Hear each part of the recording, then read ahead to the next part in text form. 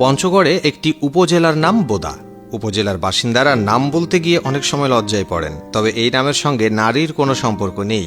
জাতীয় তথ্য বাতায়ন বলছে, একসময় সেখানে বদেশ্বরী নামে একটি মন্দির ছিল, সেটি থেকেই এলাকার এমন নামকরণ। বগুড়ায় আছে এমন একটা জায়গা যার নাম সোনাতলা। কিভাবে এই নাম তা নিয়ে লোকমুখে প্রচলিত আছে নানা গল্প। অনেকের মতে এ অঞ্চলে প্রচুর পাট হতো, আর পাটকে বলা হয় সোনালী আঁশ। বন্যায় প্রায় ডুবে যেত ফসল, তাই জায়গাটির নাম সোনাতলা। কেউ বলেন জমিদার ঈশা খাঁ ও তার স্ত্রী সোনা বিবি বজরা নিয়ে সেখানে যেতেন, সেখান থেকেই এসেছে এই এলাকার নাম।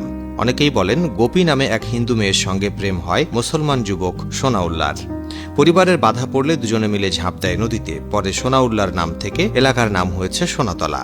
গোপীর স্মরণে বাঙালি নদীর শাখার নাম হয়ে যায় গোপাপী। খুলনা শহরে আছে সোনাপোতা।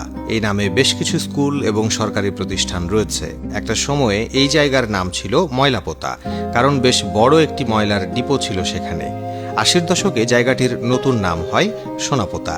দিনাজপুরের একটি গ্রামের নাম ধনকামড়া। সিরাজগঞ্জের একটি ইউনিয়নের নাম সোনাখাড়া।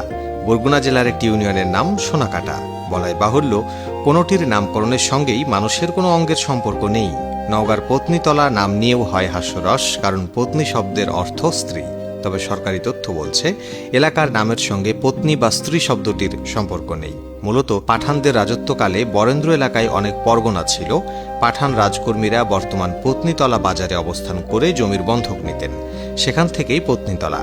একইভাবে রাঙ্গামাটির জুরাছড়ি উপজেলার চুমাচুমি সরকারি প্রাথমিক বিদ্যালয়ের নামের সঙ্গে চুমুর কোনো সম্পর্ক নেই। নামটি এসেছে সেখানকার শুভলং নদী থেকে। শুভলং নদীর চাকমা নাম সলক। এর দুটি উপনদী মিলেছে জুরাছড়িতে। মুখোমুখি শব্দটিকে চাকমা ভাষায় বলা হয় সুমসুমি, পরে বিকৃত করে নাম হয়ে যায় চুমাচুমি। চাঁদপুর মতলব উপজেলার একটি বাজারের নাম ল্যাঙ্গারহাট। মতলবের বোলপুরে সুলেমান ল্যাংটার বাজার থেকে বাজারের নামটি এসেছে। অস্বস্তিকর না হলেও আরও কিছু এলাকায় এমন বিদঘুটে নাম রয়েছে, যেমন নারায়ণগঞ্জের ২৫০০ উপজেলায় এই নামের পেছনে আছে বাঙালির বীরত্বের ইতিহাস।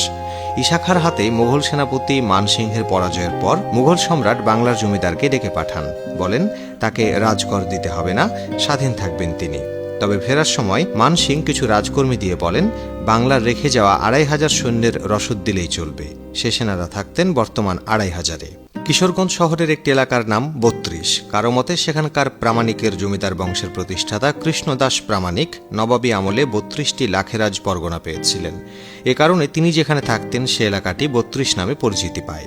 আবার কেউ বলেন ইংরেজ আমলে জঙ্গলবাড়ি ও ভাগলপুর দেওয়ানদের জমিদারি নিলামে উঠলে ময়মনসিংহের মুক্তাগাছার জমিদার শশীকান্ত ৩২টি পরগনার মালিক হন, যেগুলো রাজস্ব আদায়ের কার্যালয় বানানোর পর এলাকার নাম হয় ৩২। ফেনী জেলার ছাগলনাইয়া নামক একটি উপজেলা রয়েছে। ধারণা করা হয় ইংরেজ শাসন আমলে দাপ্তরিক নথিতে আর স্থলে ভুলবশত এল লেখার ফলে এ এলাকার নাম সাগরনাই, অর্থাৎ সাগর যাকে নাইয়ে বা স্নান করিয়ে তা থেকে ছাগলনাইয়া হয়ে গেছে। নেত্রকোনার পূর্ব ধলারচরের ভিটা সরকারি প্রাথমিক বিদ্যালয়ের নাম পাল্টে হয়েছে আলোর ভুবন। শ্রুতিকটু এই ধরনের ২০০ স্কুলের নাম পাল্টানোর সিদ্ধান্ত নিয়েছে সরকার।